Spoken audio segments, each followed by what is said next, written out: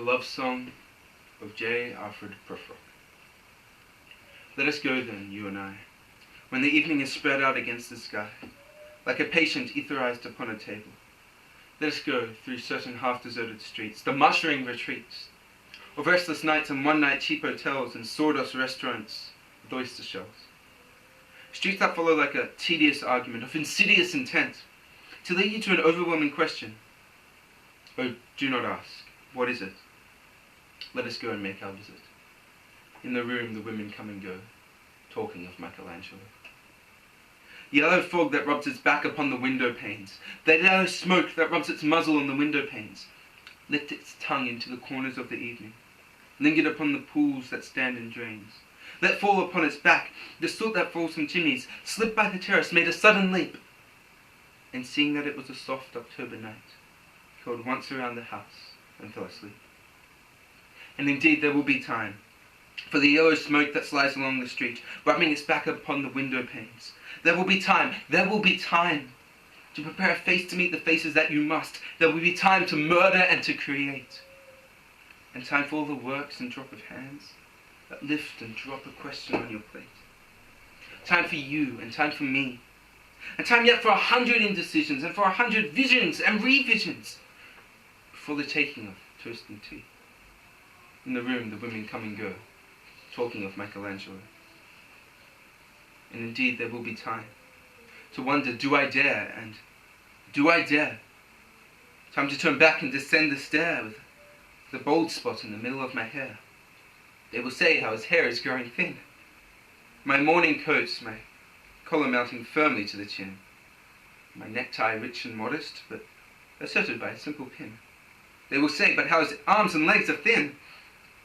Do I dare disturb the universe? In a minute there is time for decisions and revisions. Within a minute will verse.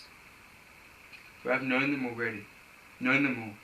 I have known the evenings, mornings, afternoons. I have measured out my life with coffee spoons. I know the voice dying with the dying fall, beneath the music from a farther hall. So how should I presume? And I've known the eyes already, known them all. The eyes that fix you in a formulated phrase. And when I am formulated, sprawling on a pin, when I am pinned and wriggling on the wall, then how should I begin? To spit out all the buttons of my days and ways, and how should I presume?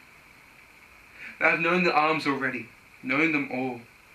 Arms that are braceleted and white and bare, but in the lamplight down with light brown hair.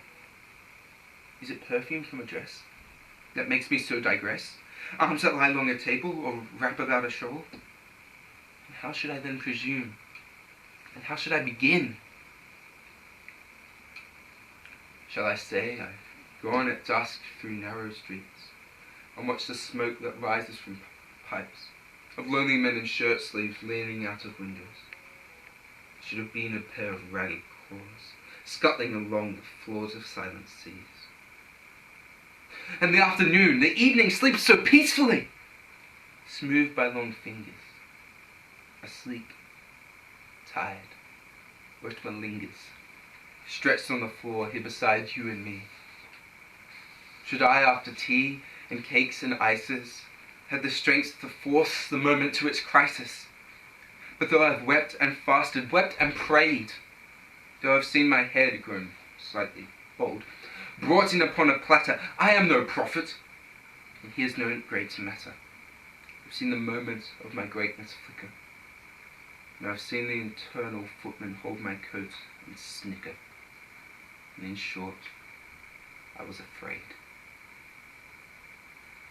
And would it have been worth it after all?